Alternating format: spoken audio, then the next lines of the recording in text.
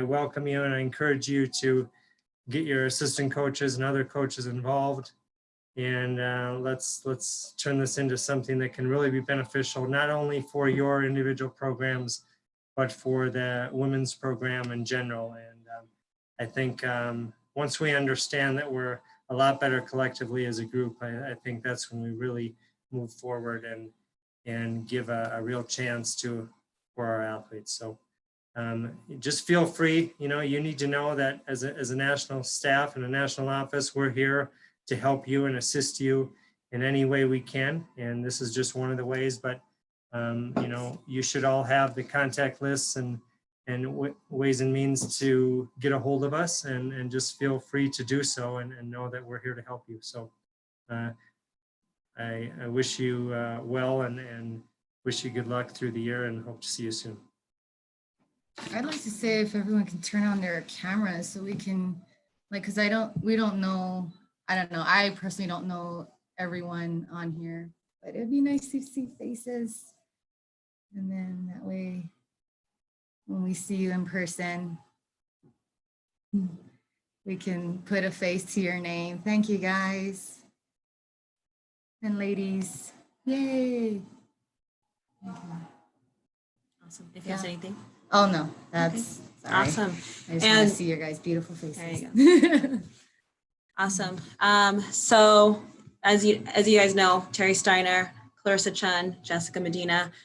So like Terry said, the whole point of this series, it was brought to our attention that there's tons of new coaches out there that could use some more education. And so with our staff and along with Mike Clayton, we wanted to put a series together that happens once a month where people can jump on, get some information, collaborate. And we don't want it to be necessarily us doing all the talking, but we do want to get high participation so that, you veteran coaches can also develop some of those younger coaches. People can ask questions, and really, we don't want to make a hard curriculum. We definitely have topics to begin with, and we actually want to hear from you guys what makes sense with the curriculum, with the timing of the season. And so we're really open, and we want to make this beneficial for you guys and really just build the relationships between the colleges and just be more communication so we know what's happening on the college circuit. And anytime we have announcements from USA Wrestling or you guys have questions, it's a great way for you guys just to ask us on these calls. So I'm going to kick it off to Mike Clayton. If you don't know who he is, he has developed a lot of our coaches education, the copper, bronze, silver, gold, and he's just going to give you a quick few points of information on membership. So kicking it to you, Mike. Thank you. This is my shameless plug for the department that I work with at USA Wrestling on the education side. What I love about what we do and how we do coach education at USA Wrestling is that we're all learning together. I know this morning I was working on an awareness piece, and I had a realization about how I've been talking with my wife for the last 5 years and how maybe I hadn't quite been to an awareness place where I listened to something that she had been telling me for a long time. And I recognized it today. And so we had that communication. So I want you to know that we see our educational program as an opportunity to be a little bit vulnerable, which I think is a sign of strength in our own journey through education. So if there's a way that we can be involved with you, with your staff, and even your athletes, and our copper certifications are designed for coaching kids 12 and under. It's great for the athletes that are going to be working camps for you this summer. And bronze is for those working 13 and up, those that are going to help you get those, university age, U23 age, and senior level athletes up onto those award stands with USA Wrestling national level events. And so if we can support you anyway, the way that we know that you can support us now and that we can get that opportunity to work together on our educational piece is through your membership. 20 seconds, I'm going to run through this and kick it to Zach. What does your membership support at USA Wrestling? It supports your state organization and those athletes that you're recruiting that are training throughout your state. It's club support, national team training, pays our coaches staff, coaching stipends for not just our coaches, but travel sometimes for other coaches coming in to help us. National team travel for our athletes, our office and administrative staff, our event staff and their management, and then marketing and promotion opportunities. But what does that mean to you, right? Because those are things that your money helps us with. This is where we can help you. You get to participate in these quality local, regional, and national events. You get secondary insurance, and so does your athletes. You get access to 4 levels of coach certification programs and a lot of free stuff that you don't have to pay a penny for. And I would like to put this offer out. Anybody that's on this call today, you can see my email address is right here below my signature line.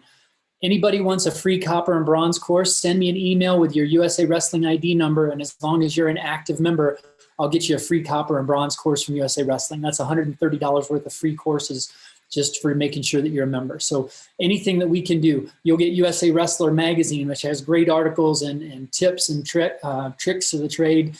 And also twice monthly, you'll get a newsletter from USA Wrestling. So I'm not going to talk anymore. Contact us. Let us know how we can support you. Zach, it's all you. Thank you.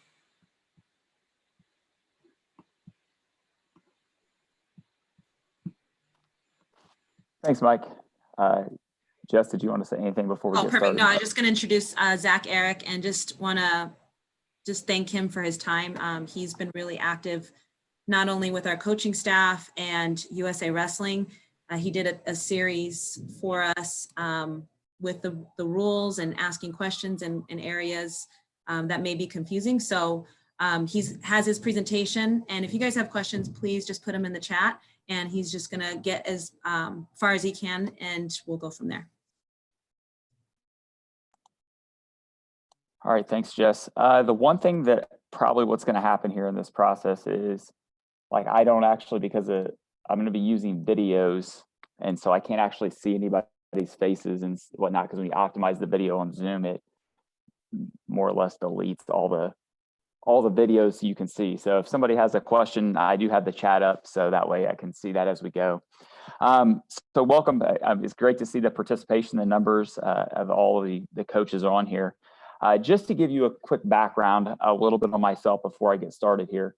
As Jess mentioned, my name is Zach Garrett. I've a long time spent as a referee and refereed a number of big events, and including throughout the U.S. and around the world. But I coach, and I've coached for almost 25 years. And so I'm currently coaching at Avon High School in Indiana. And so when I take a look at the rules, a lot of times it's not just about, how am I going to call that as a referee, but how am I going to maximize, when I'm coaching my athletes, how am I going to maximize the points that they can score, or minimizing the points that they're going to give up. So as we go through some things, I'm going to give you we're going to go through a variety of just topics. And then over the course of that, I'm just going to give you some thoughts on my end in terms of what to expect of how this will get called, and just some things to maybe think about in terms of how are you teaching this, how could you teach this to either benefit you in some way. And so that's what we're going through. So we won't, as Jess mentioned, I probably won't be able to get through all of it today, because I've done a few of these for some of the different national teams. And I know that some of the topics, particularly when we get into just freestyle in general, like there's a lot of some topics that can get lengthy. So I'm going to go through a variety of things, starting with like passivity today, fleeing the hold, takedowns, how about holds get evaluated, a little bit on out of bounds, slip throws, and the quad pod areas is primarily the areas I'll probably get through today. And then maybe in the future, we'll be able to get back and go through an attack, counter attack, which I've done a couple of times for a couple of other groups. So to get started here, first thing, identifying passivity. How do we know if it's passivity? What are the referees looking for when they're identifying passivity? First thing that I would probably make a statement here is basically passivity is going to get called if they are not scoring points. So if there's no points being scored, then they're going to have to start identifying passivity. If points are getting scored periodically throughout the course of the match, somebody may be doing one of these things, but if they're scoring, they're just not going to get called for passivity because they're scoring as a result of it. So again, passivity will be mostly implemented when there's not scoring involved in this process. So just some things that they're looking for, obviously, is not attacking, moving backwards. If they're blocking with the head and forearms, just, kind of preventing getting holds and just more or less just blocking the wrestler's attempts to score. Some other ones that have come up recently, and a couple of quick videos here on this, on grabbing wrists. So hopefully the video plays through here. Start over here. So hopefully it's not too choppy, but you can see how blue is just on that wrist and is holding there. Now, on that wrist is not bad unless it's used and they're not scoring. So you can see some different examples here of how, you know, they're just grabbing the wrist and hanging on to that wrist in this process. And if you're just on that wrist and not using it to score, that's going to get identified as possible passivity. So you can see a couple examples of this. The next one is breaking contact and kind of wrestling on knees. So here's a good example of this type. So you can see how Red's dropping down, wrestling on his knees. You know, really that's a process. As a referee, I'm going to tell you to stand up, you know, but breaks contact, Blue's coming in, Red breaks contact again, drops back to knees.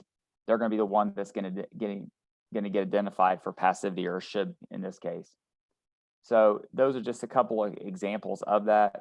You know, when it's close and when it's in doubt, the person who's, I guess, butt is in the center is the one who's, they're going to probably call the other person, the person who's got their butt towards the zone. So if you can control the center in a 0-0 match, then you're looking at, you know, the possibility of, you know, for calling passivity on that other person, on your opponent.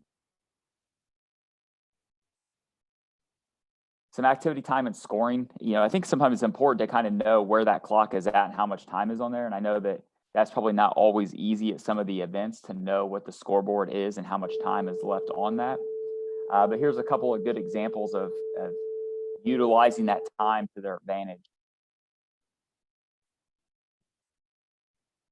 So there's 8 seconds left in the activity time. It's counting down, and you can see in this upper corner right there. Now, Blue was on the activity time. So Blue's on the activity time right now, and Blue's trying to score.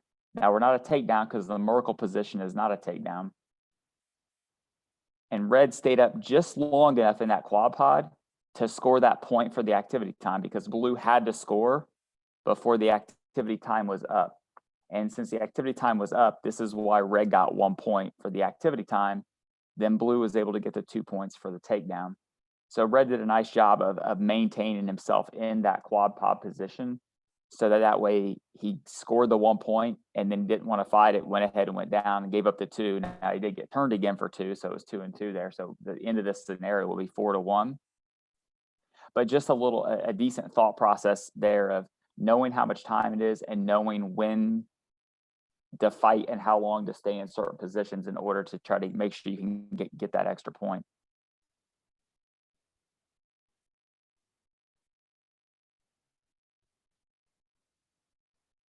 So Red's on the activity time.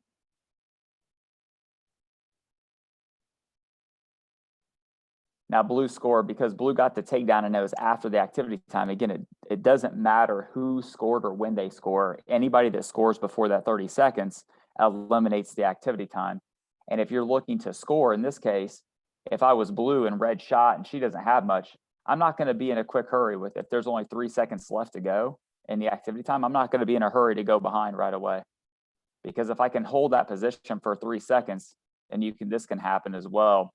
So she got the 1 for the activity time and then 2 points for the takedown. So it ends up, you know, kind of doubling up in that standpoint. Another good example of this as well. It's in slow motion here. So if it looks like it's slower, it is. There's 5 seconds left in the activity time, and the activity time is on Red. At this point, you can see right here, if you look at Blue's eyes are not on Red. Blue's eyes are on the scoreboard. And so, because there's a scoreboard you can see in this back right corner, and at these events, there's a scoreboard on the other side, so it could counter opposite of that side. So Blue's actually checking the scoreboard to see what the time is, and he sees that there's not a lot of time left on the activity time. So he's getting ready to get 1 point, and then he comes back here. So he waits, and then he fires that double leg right there. So he got the 1 point for the activity time and the 2 points for the takedown. So that was just a great job of timing of knowing when to score that, because sometimes in a close match, that's a separator. I remember a few years ago at the trials, Tony Ramos doing exactly the same thing. He got a single leg actually up in the air, shot a single, had it up in the air, and sat there with the single up, waiting for the activity time to expire. So he got 1 point for the activity time and then ran him out of bounds for an additional point. So that was pretty, I thought, pretty crafty on his end of waiting to do that. And this is another good example of that. Any questions regarding passivity or like identification of passivity before I move on to the next part?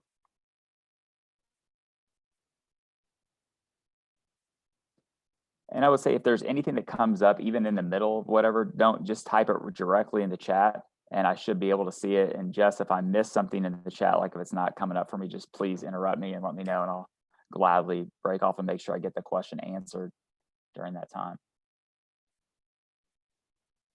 The next part I want to talk a little bit about here is fleeing the hold. And fleeing the hold is something typically that occurs at the end of the match when somebody's winning and somebody's kind of blocking and running at the end. So the first thing we kind of talk about is what's the procedure look like for this? All right, so that way we kind of understand, because this is important to kind of know when the timing of calls get made versus what can happen. The first thing towards the end of a match, if it's somebody's winning, if the referee stops the match with over 10 to 15 seconds to go, and especially the more time there is, there's a higher percent chance they're going to come back with a caution before the end of the match. So if they stop and give a warning at 15 seconds, there is, I would say, a much better chance that they're going to come back and award a caution. Now, it's important to know, is this going to change the result or not? But you should know that if you get that warning early, there's a higher likelihood that this is going to occur. If they would give you an attention with less than 10 seconds to go, now I know sometimes internationally they're talking a little bit about that. They've kind of frowned upon this a little bit of, giving a warning with under 10 seconds. I don't think it's actually a bad idea. And a lot of times in the States, we talk a lot about this a little bit. Is sometimes if they give you attention with less than 10 seconds to go, it's just a warning. And there's really very little chance that the wrestler is going to get called for fleeing the hold at that point. So, and I'm not saying it won't ever, I'm just saying there's a low percent chance that there's a caution that's going to come if that attention comes less than 10 seconds. It would have to be really bad for them to stop the match again to give that caution. So kind of knowing the timing of when those attentions come will give you an idea of the chance it will get called. All right. Now, certainly they can make the call with less than 10 seconds and no warning. I mean, that is in the rules. You have the ability, the referee has the ability to make that call. But I would say that it's not very likely. Doesn't mean it won't happen, just means it's less likely for that to happen. All right. And they should stop the match. The referee should stop the match to make the call. So it's not one of those things where if there are people working together, if there's 3 referees working that match, they should stop the match to give the caution without asking and then get confirmation once they stop it, because it's important to stop the time in that scenario. So I'm not saying they won't call it. It's just less likely that they will if it's under 10 seconds. Now, one thing to keep in mind is if you're winning, and if you're winning, let's say the score is 5-2, or it's 6-1, fleeing the hold call at the end of the match is an easy call for a referee to make. All right, because it doesn't change the result. And sometimes I know people get upset, like, why are you calling? What's the point of making that call? Well, it's just an easy call to make. The hard part is making that call when it's going to change the outcome of the match. So that's going to be a difficult call for referees to make at times. But certainly as a coach, like if you get called for fleeing the hold at the end of the match and you're winning and it doesn't change the result, I wouldn't even bat an eye at it, and it wouldn't bother me one bit. Like, okay, great, I got called, no problem. I still win 6-2 instead of 6-1. It doesn't change a whole lot in the overall scheme of things in terms of the winning and losing. So I would just kind of expect that to happen. If it's close, it will likely get called. If it's a match deciding part, I think you have to, it's a much more difficult call for the referee to make. All right. And again, if you go back to when the attention was given, that'll give you an indication of whether there's a likelihood of it getting called. One thing that I can tell you from my personal standpoint, like if I'm coaching like I'm okay making that referee have to make that difficult call. Now, if they make the call and it changes the outcome, like I can be upset about it, but I certainly know that that was a possibility. But I'm okay making them make that call because that is not an easy call to make as a referee to change the outcome of the match. And I don't think there's that many people, I would say, in the world who are willing to make that call. So, but it has a lot to do with when they time up that attention. If they give it to you 15 seconds and they're pretty on it, then you can expect that might happen. And if it does happen, it happens, you know, but if it doesn't, then, you know, you kind of got away with one in that process. So if you see a fleeing the hole, something called earlier in the match, I think a key term you just need to hear with this is the word contact. You know, they're going to stop, the referee is going to stop and give you an attention and tell you to take hold. And you're probably going to hear the word contact somewhere in the middle of this. Even at the end of the match, if there's less than 10 seconds and somebody's really running around the map and you hear the word contact, that is a precursor to fleeing the hold call. That's about the only other time you hear the word contact is just maybe something early in a match when you're just trying to get the wrestlers to take contact because nobody's putting their hands on anybody at that point. All right. So if you hear that word contact, especially somewhere in the second period, I would expect something in your head should go off that they're potentially looking at fleeing the hole. One thing that I'd also encourage is don't get talked into a bad attempt. You know, referees can be on you in terms of things, but sometimes it's just chatter and you have to know the case in this situation. So here was the final Lex. This is a couple of years ago. Nashawn Garrett and Joe Colon were wrestling. 7 seconds to go. And it's 5-3, Bader. There's a double leg. Who's four? 4-2. Time is up. Time We is can certainly discuss whether that was 4 for red or 4 for blue. You know, we can go through that process. But here's the deal. If I'm Nashawn Garrett, like, and I don't care how much I've been talking to him before this, he's winning 5-3. Right now, he could run off 5-4 and he is still winning. Like at no point would I get talked into firing that double. That's too risky of a move, particularly with Joe, with the way he counters. That's a really difficult, you know, action to take. So I don't know that I would fire that shot. And again, that's one of those things where even if the referee is talking to you and they're saying red contact, you know, red attack, whatever it is, like if I know I'm winning by 1 point, like there's no reason I would fire a double like at that point. Like I'm just going to hand fight and block, and if I get in trouble, probably run out of bounds. So because I'm still going to win the match 5-4 at the worst. So don't get talked into a bad call, bad attempt. All right, any questions on fleeing the hold?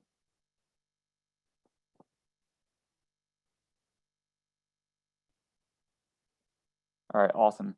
So some takedowns and some important situations. Here are a couple things that I really want to make sure I touch upon, and I've done this at almost every place I've been to, just because this is something that is relatively new. As the Referee Commission for United World Wrestling they've been doing webinars throughout the course of the pandemic. And one of the things we came up with the takedowns, is this considered a takedown or not? And there were 2 situations here that I would say, you know, we've not called exactly that way before, but there was some clarification on what it is. So I want to make sure I get the clarification here for everybody on whether this is or isn't a takedown in this. So I'm going to show you a couple situations. So the question is this a takedown or not? I'm going to show you 2 videos and then we'll circle back to the first one.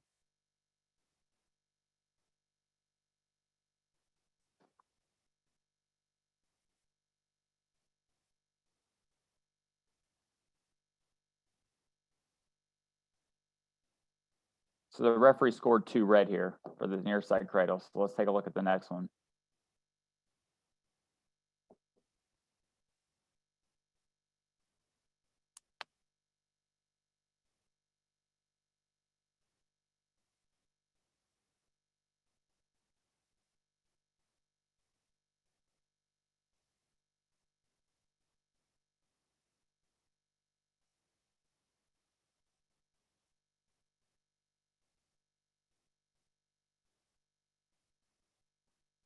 All right, so are either of these a takedown? That's really the question here. And this is, were either of these takedowns or not? You know, because a lot of times what I would say is to get a takedown, you're supposed to have 3 points of contact, which contact points are hands, knees, and your head. And you have to have 3 of those in contact with the mat, and the person has to pass behind the hips in order to get the takedown. And this is where they clarified this situation.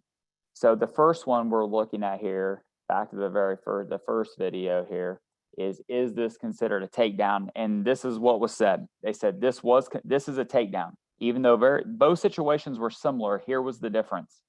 In this situation, she locked up the cradle. Now she's on the side, but Blue stopped wrestling.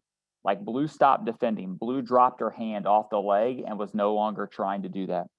So as a coach, you know that if you're in this near side cradle position, particularly the person on bottom here, and you drop your hand and are no longer fighting that position, at that point, there's a good chance you're going to give up 2 points. All right, just because they're saying that's a takedown. As soon as the bottom person no longer defends, now it's going to be 2. Whereas in contrast to this video, notice how Blue still has a hold of the leg, still keeps wrestling, even though Red gets behind better, I think, in this situation than in the previous video. Blue still has his arm across his body and still keeps reaching across that far leg. Now, in this case, the video just ends and never really scores, blows a whistle. I'm not sure how this ended because I just had this clip. But here is this part of it here is, if you keep fighting through that position and keep wrestling through it, you won't give up the 2 for the takedown. Now, you may get turned to your back, and if you get turned to your back, it'll still be 2. But if you stop wrestling and drop the arm, it will be 2, and then 2 going to your back will be 2 and 2. So by wrestling through that position and keep reaching for that arm, or reaching for that leg, that is going to help prevent you, if you do get turned, from giving 2 and 2 versus just 2. So that's the one part that I would make is worth noting probably in that, is that scenario of wrestle through that position and continue to keep fighting for that leg and don't just give up that position, or it could be 2 and 2. All right, quick question was, please define 3 points in more detail. So your 3 points of contact are your hands touching the mat, your knees touching the mat, and your head. All right, your foot touching the mat is not considered a contact point in freestyle.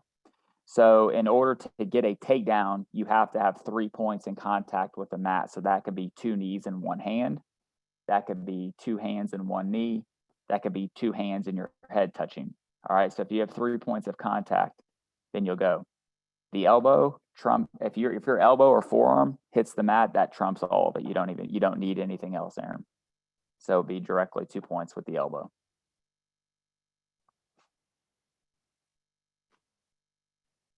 All right, next situation. Is this a takedown or not? I'm going to show 2 videos. Are these takedowns?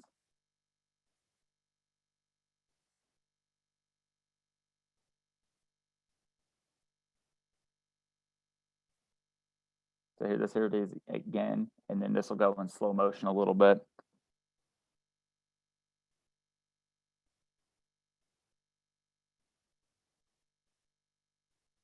All right, so there's video 1. Let's check video 2.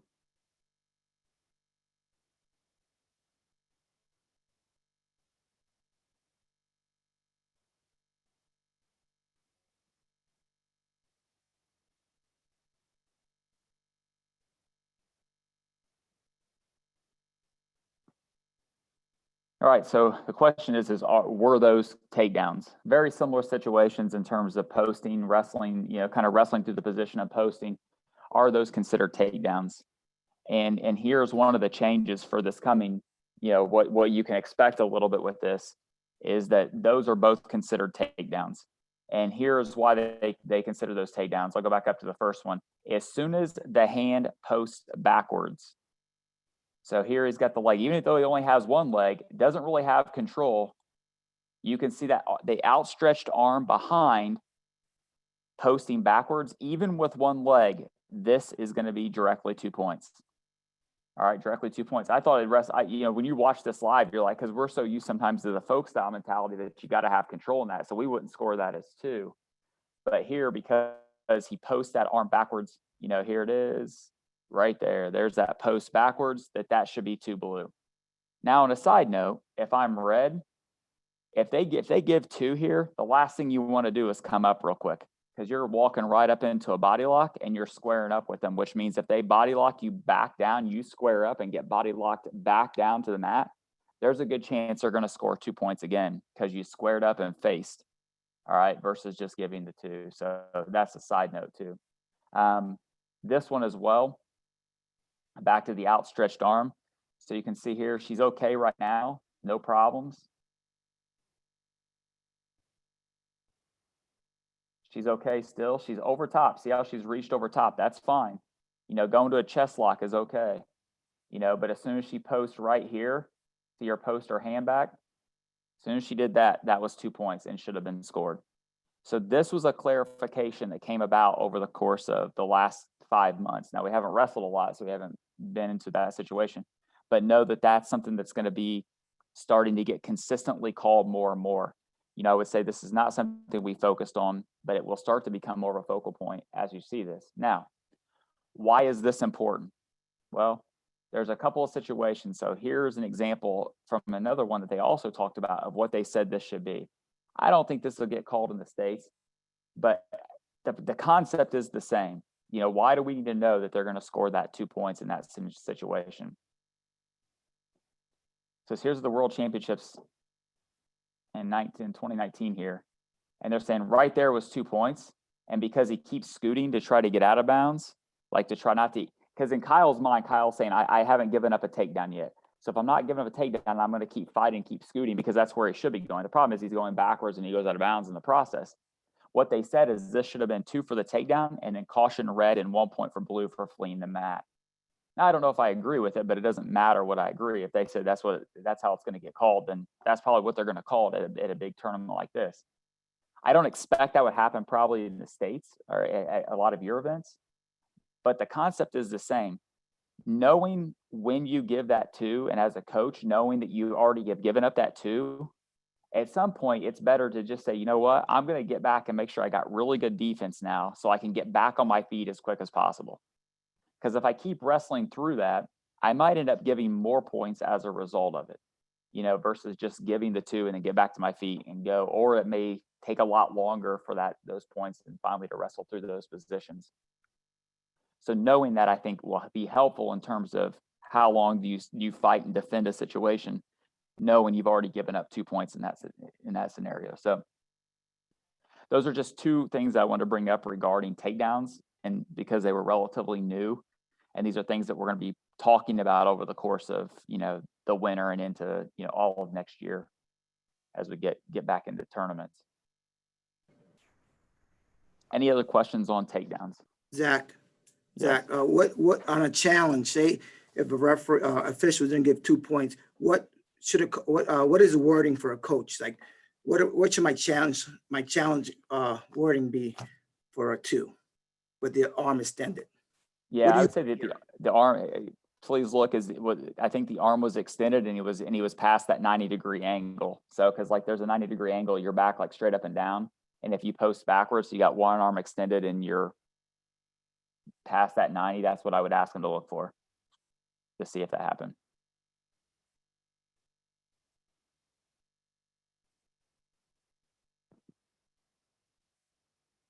All right. The next thing I want to take a look at and just kind of cover a little bit is the evaluation of holds. Like, how do referees evaluate holds? There's really 3 questions outside of a takedown or a step out, something along those lines, or some fleeing the mat stuff. All the other actions fall under kind of a 3-question concept in terms of how you answer those questions determines what the points are. And a lot of times that will help you determine, like, should this have been 2 or should this have been 4? You know, based on how they scored it. So here are the 3 questions they have to look at, and I'll show a couple of videos with it. Number 1, did the action start in standing or parterre? So it's one or the other. Now keep in mind, this is strictly only evaluated from the defensive wrestler's position. So if the attacking wrestler is on their knees, that doesn't matter. It only matters where the defensive wrestler was at when that action started. All right, were they considered in the standing position or were they in parterre? And parterre just means on a knee. You know, parterre is ground wrestling. So if they were on a knee when that started, or were they on both feet? All right. Second question is, did the action go to danger or not? And that's a yes or no question. Yes, danger. No, it's not. When we say danger, here's the requirements for danger. I actually asked this question in some different situations with people, and I was surprised to know that, because a lot of times, because the way rules are, sometimes it gets misconstrued a little bit. What is considered danger? So danger now, or danger always has been, you have to touch an elbow, a shoulder, or the head, and you have to be in an angle less than 90 degrees.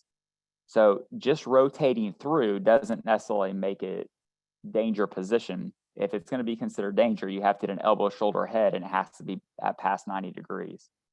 So that's what that is. So that's what we're looking for on those holds. And the third question is, was the action considered grand amplitude? And when I think of grand amplitude, I'm thinking the hips of the opponent, that the defensive wrestler, have to go over their head, over their chest. So hips over chest. When I see hips over chest, then I think there's a good chance we're looking at a grand amplitude action. If their chest always stays higher than their hips, no matter what the action is, it's hard for me to say that that's grand amplitude. But know that the grand amplitude is a more subjective, you know, they're just going to look at that and make it determine. There's not like set, you know, black and white on grand amplitude. But what I tell you is, I actually start with the grand amplitude question first, because if it's grand amplitude and I think it's grand amplitude, my only two choices of points either got to be 5 points or 4 points. There can be nothing else in between. All right, if it's grand amplitude. And then based on that, when we just answer the question. So I think this chart is a really good chart in terms of showing like what are the points scored based on what we have. Okay. So as I said, if it's grand amplitude on this far right side, if the opponent goes to danger and it's grand amplitude, they're going to get 5 points. All right, if it's grand amplitude and they don't go to danger, then it's 4 points. That's the difference between the two. The next one here, we have, like, let's say no amplitude, like it's a low level amplitude. It's not grand amplitude. So their chest is always above their hips in this action or whatever it is. If it goes to danger, we're looking at 4 points. If it doesn't go to danger, then we're going one step down. It's going to be 2. You know, it's kind of like when you have this, you just like, danger is going to be the higher point value of the two choices. And then if it doesn't go to danger, then it drops down. And then we get into the standing versus parterre. If it's standing in danger and goes directly to danger, again, with no amplitude, that's going to be 4. If no danger, 2. And then parterre, if they're in parterre and they go to danger, you're going to get 2. If it's in parterre and they don't go to danger, then it's no points. So this is really kind of how everything gets determined from a referee standpoint, outside of just like, you know, any turns or 2 points, or step outs or 1 point, or takedowns. Every other action that occurs, which is a large percentage of the points that get scored in the match, fall under this category. And I know that when a lot of times if somebody says, why did you score that for? I'll usually answer these 3 questions in my response. You know, coach, it wasn't grand amplitude. They were in standing and they went to danger. That's why I scored it 4 points. And so that's how it often gets looked at. So as you think about that, look at where those things occur, particularly where was the defensive wrestler at. So here is an example, a good video here, of how would you score this one.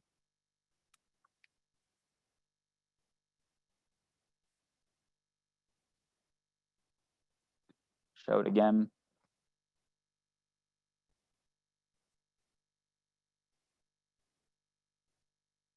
So we go back and take a look at this. The first thing we see, so blue's kind of attacking wrestler, but red then drops back here and takes a shot. So red becomes the attacking wrestler here. Now red attacks blue, but in this process, red drops to his knees. All right. Now what happens is a lot of times, even the judge over here, he scored this as for blue, because as he goes here, blue then essentially chin whips him going backwards. All right, so here's where the action started. So here you can see his hand wrapping around. He goes to chin whip him, and he goes right here, and now he's chin whipping him and hipping into him as he goes. Now notice, we see that it looks like blue was in the standing position when this happens. When I watch this live, you know, a lot of times we think that this occurred in the standing position. But the reality is this was in parterre. Because if we go back and we look right there, when this action started, red was on his knee. And so red is a defensive wrestler in this position. So blue chin whips him to his back. So in this case, what looks to be standing isn't really standing. He's in parterre. He goes to danger. So it's going to be 2 points. So 2 points blue, and then red comes up on top for the 1 point, essentially for the reversal at that point. So that's what we're looking for. So sometimes those things happen so quickly, and that's why you often see, my guess is just by the fact that the judge is getting up, that the referee and the judge both scored that as 4 blue, 1 red, and that Matt Sherman said, I don't think that's the best call, and called him over, because that's why he's getting up right now. So again, evaluating where the defensive wrestler was at. So 2 blue, 1 red. Here's another good one. How many points is that?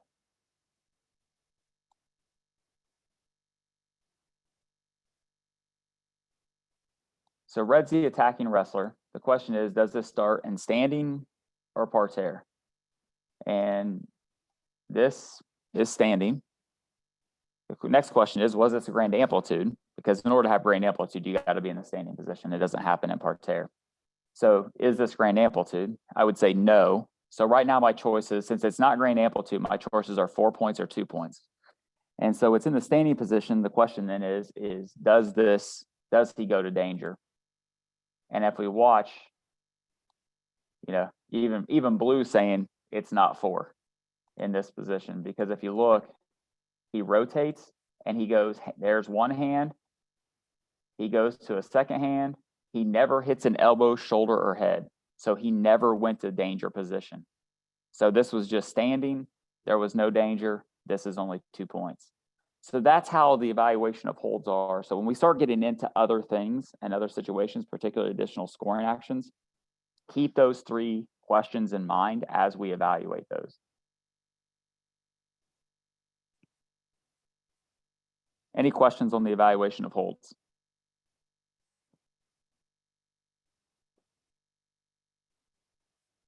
All right, awesome. So a little bit on out of bounds. First off, what's considered out of bounds? I think that's a key part here. Was what's considered out of bounds, and that is the whole foot or the whole head. And the other part to look at too is a lot of times we say that one hand is not out of bounds, but 2 hands is. And the reasoning behind that isn't so much it's about 1 hand versus 2 hands. Typically with 1 hand, if 1 hand touches, your chest is not past the line. All right. And if you have 2 hands, typically your chest is past the line. But that's how really what's being evaluated here is how far the chest is. Is it beyond the line or is the hand out in front of it?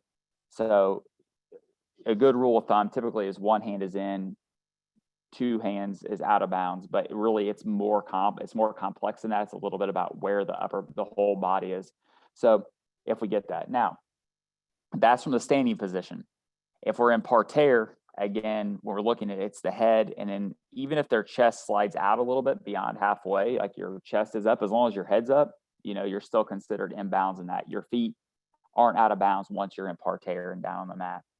So that's what they're typically looking at. And again, if you are standing and go out, that's 1. If you're in parterre and they score no points and they go out of bounds, they're saying that they were in parterre in that process.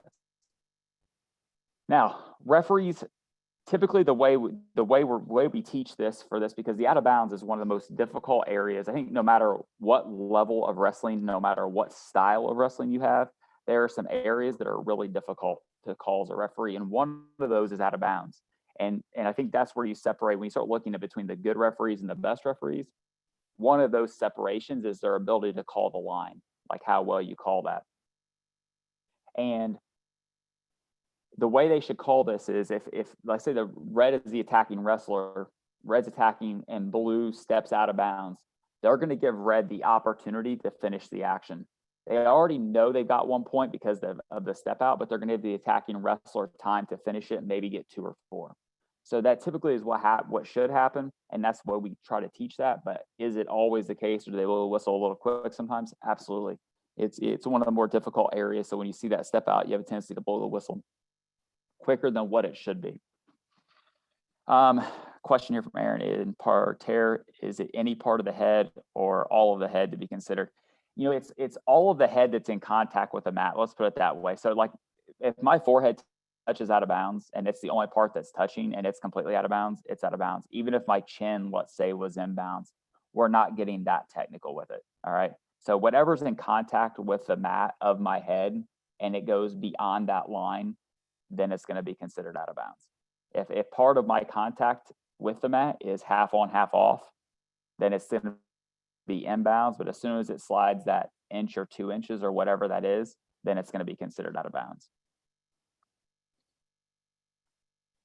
Next question here, looking at attacking, if the attacking wrestler is first to step out. So sometimes there's situations where the attacking wrestler steps out of bounds first. There's really three things that potentially that can happen here. There are three situations to look at. Number one, if they complete the action, they're going to score the points.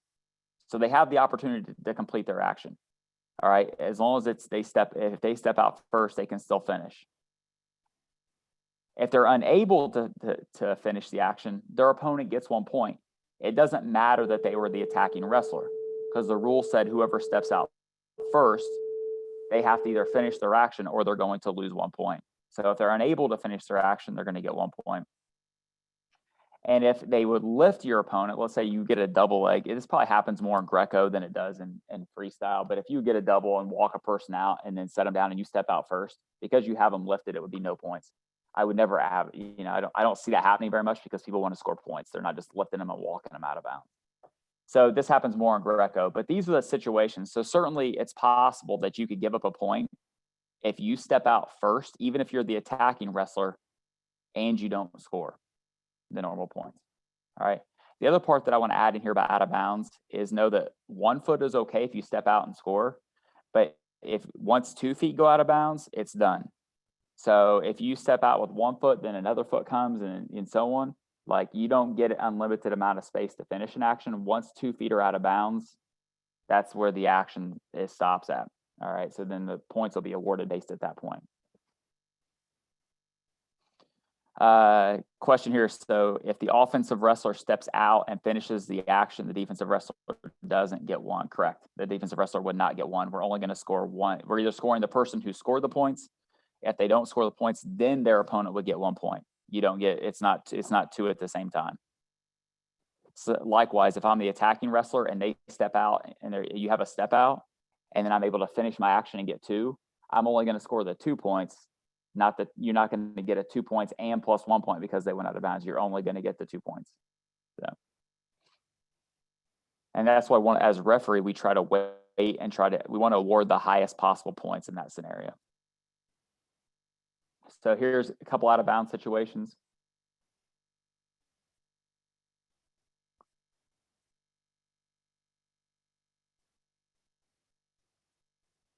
Is that considered parterre? Is that considered 1 point?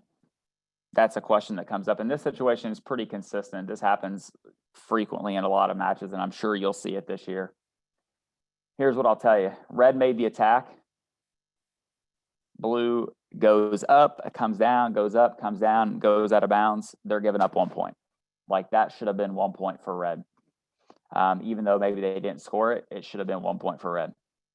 And I would say also too, if I'm the attacking wrestler and I attack and I'm attacking and we shoot and I'm shooting somewhere near the middle, but I shoot and I continue to drive and you're like under attack and that kind of a little bit up, a little bit down, and you just go straight off the mat, don't be surprised if that gets scored 1 point as well. I have another situation that's really good. I don't have the video on here, but I would tell you that if in that scenario, you're going to have to make sure your hips are completely down on the mat.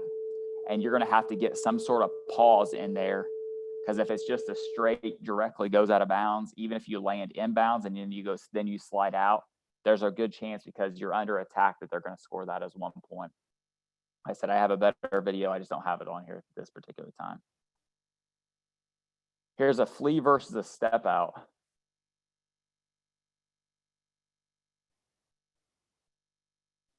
Red made an attack, blue turns and runs out of bounds. So in this case, this would not be a step out because as a referee, I'm going to score the higher or the worst point value possibly for blue.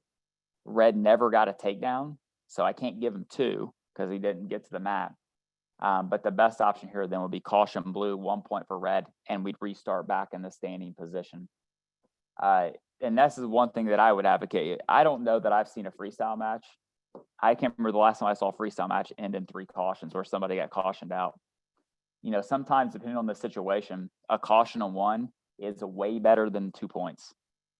You know, and I got some counterattack where I thought they made a poor choice in terms of fighting on the edge when they could have just stepped out of bounds, or even if they got called for fleeing the mat, it's still sometimes a better option than wrestling through and giving up a takedown. If you go back, you can take a look at a good video for this example. Was James Green and Ryan Deacon a few years ago at the U.S. Open. It was 6-4, and Green got taken down right on the edge of the mat with basically 1 second or less than a second to go on the match. And if he just runs out of bounds and takes a flea, he wins 6-5. But he got taken down, he lost 6-6.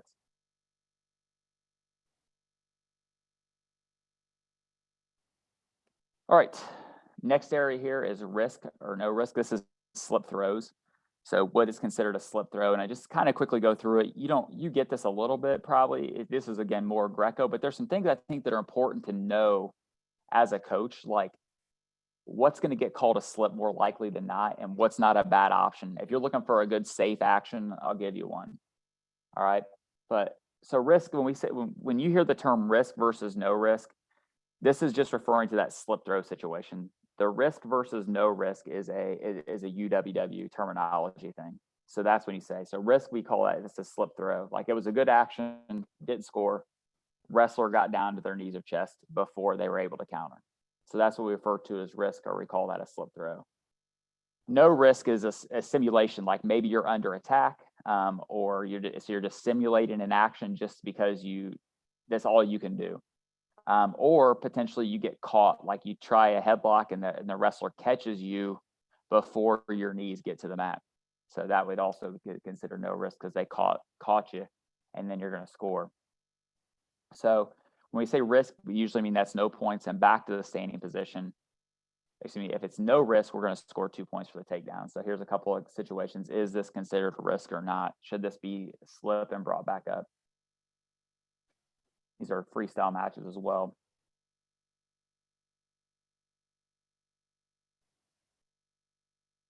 So nice action by blue.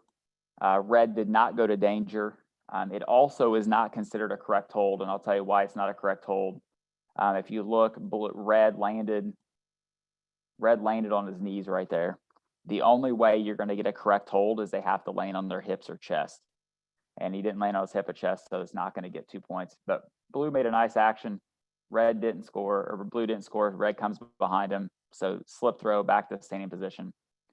Arm throws are excellent low risk moves because you almost in the process of hitting the arm throw are already on the mat.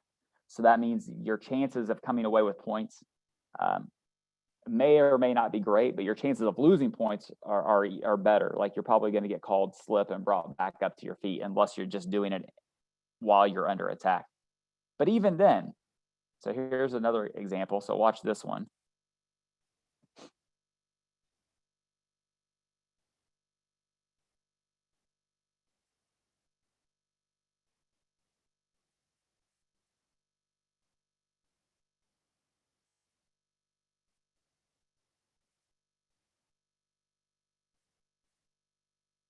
Red is trying to figure out what they just got called because they just called that a slip throw and are bringing it back up. And he's looking at him like, you got to be crazy. And I'm gonna have to agree with him. I think, I don't think that was a great call. But here's what's important to know about this.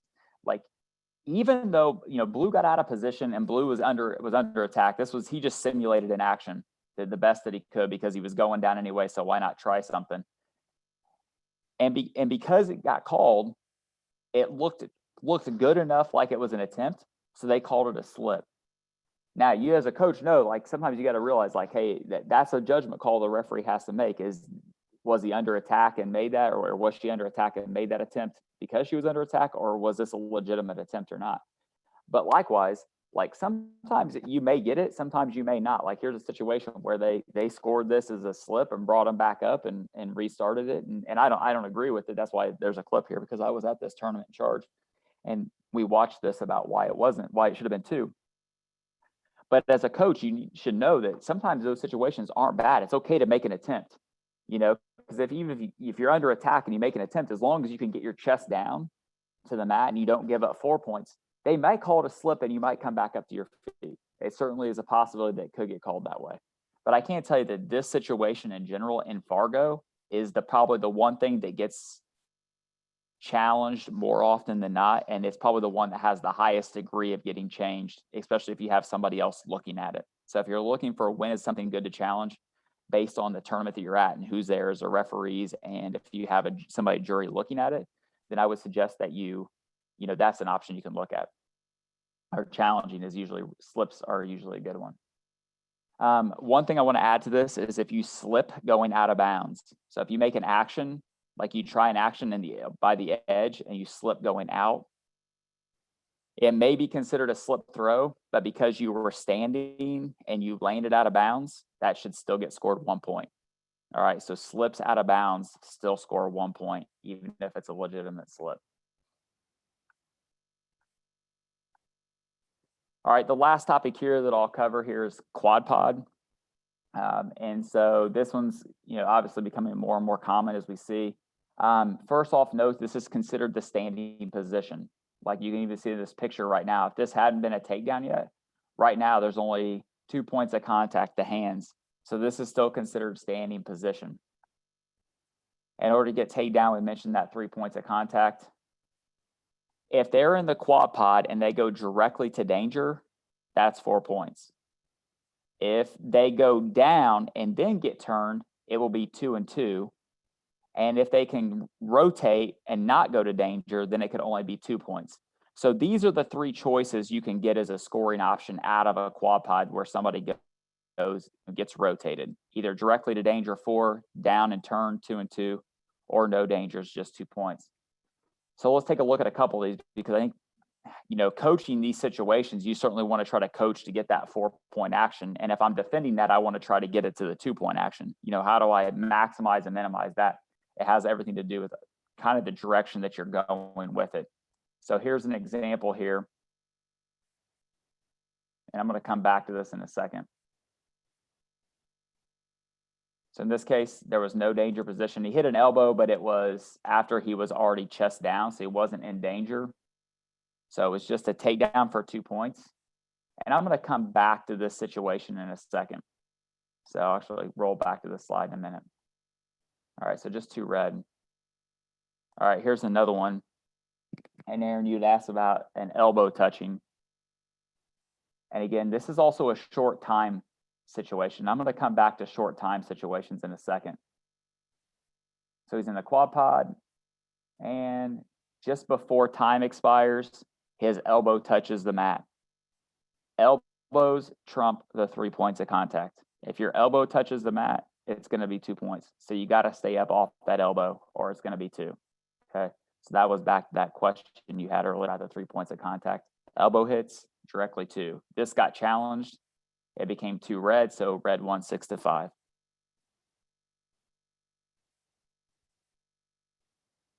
All right. Another example here.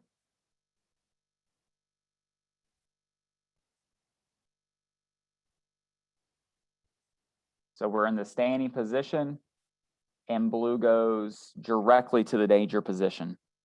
So in that case, the judge over here scored 2 red.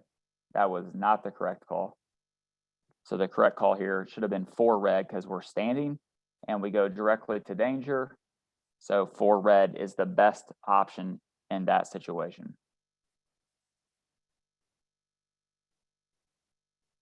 This one happens to be Greco just because I have probably more quad pod Greco clips than I do freestyle.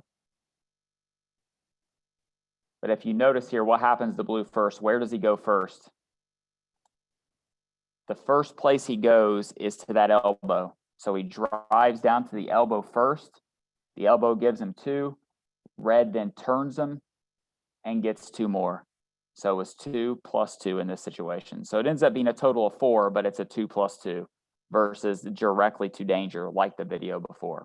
So that's kind of the difference between those two. And then here's one more example. This is Kyle Dake a few years ago at the World Championships in 2018. So he's got that quad pod position, hasn't gone down, rotates. notice the difference here. Red never goes to danger. So it's like that video we had earlier. Quad pod rotates hand to hand. Only 2 points for blue here in that scenario. So it would not have been 4. So I think that's one of the things that as you're looking at, how do you maximize your points? I think one, you got to drive it. You got to get 4 because at the minimum, at least if you drive it down, you get 2 plus 2. That's 4. If you just go sideways, you go hand to hand, it could only be 2 points. So I think getting that pop and getting that drive forward to get to where they hit that, they go to danger, hit an elbow, their shoulder, head, something like that is you're going to get the higher point value, whether it's 2 and 2 or 4. If I'm trying to minimize that situation, if I'm in there, I'm saying, hey, if I get rotated, I got to try to stay hand to hand in this, because if I can stay hand to hand, I can only give up 2 in this. So that's one area that I would look at. Last thing here from a strategy standpoint, and I'm going to come back to this one. So right now, I'm not going to show the video. As a coach here, like one thing, and I can't remember how long this wrestler's been in this situation, but I want to say he's probably been there for 10 or 15 seconds right now. So red's the winning wrestler right now, and blue is in a quad pod. And regardless of who's winning, like maybe even blue's winning the match. Like let's say I'm the winning, and I'm in a quad pod. How much time is left versus how long do you fight it? Because I can tell you from a referee standpoint, they are going to leave you in that position for a long time because it's imminent scoring, and particularly if it's going to change the result. Like if he get a takedown, they're going to leave him there for a long time to let him wrestle through that unless there's just absolutely nothing happening, then they'll stop it. But as a coach, if there's 30 seconds to go, like my chances of fighting a quad pod for 30 seconds is probably not very good. Now, I know if I go down and I give 2 points, I might be losing the match at that point. But the one thing you have to consider is how long are you willing to fight it? Because sometimes it's better to just say, you know what? I don't know if I can fight it for 30 seconds or 20 seconds or whatever it is, and I just give up the takedown right away. You have to decide. And I can't tell you that the referee is always going to bring you up, but I can tell you if you go down with 30 seconds and it's a close match, unless the wrestler on top is turning you, I'm probably not giving them very much time on top. So I'm going to blow the whistle and bring you back up to the starting position quicker. But I can tell you, if you fight it for a long time, and let's say this situation, the referee did a poor job here from this standpoint, but red gets the takedown. Right now, there is no chance I'm bringing him back up to the standing position. Like I am going to leave him down for the remaining 10 seconds. So you've got to decide if you want to, if you're going to fight it for the duration, and if you do, you can win the match. But if you're not sure if you can fight it for the duration, the quicker you go down and give the 2, the better chance you have of getting up and getting back on your feet, potentially go winning the match at the end with a takedown. Whereas if you fight it for 15 seconds, get taken down with 5 seconds, I can assure you're probably not coming back up to your feet to finish that. So I think that's something you as a coach have to decide, like at what point do we say it's better just to give the 2 points quickly? That way I can get back up to my feet with a chance to win it versus fighting it, give up 2 points, and end up losing it. In this particular case, since blue was losing, if this would have been at the 30-second mark, I think I would have given 2 right away. That way it would have been 3-1, and knowing that I still just need to take down to win. So if that's the case and I can get back on my feet with 15 seconds left, I got a chance to go win the match since I'm already losing now as it is. So I think that's just some things to consider from that standpoint. So that's a little bit just on quad pod and just things that I've watched over the course of a lot of matches, and just some thoughts. And I can tell you a lot of those things, what I'm telling you is exactly what I would talk to my kids about. When I'm coaching them, I'm like, it's okay to take fleeing the holds. It's okay to take fleeing the mats. There's a time and place and when that you need to do that in those situations. So just to kind of wrap up, does anybody have any questions here?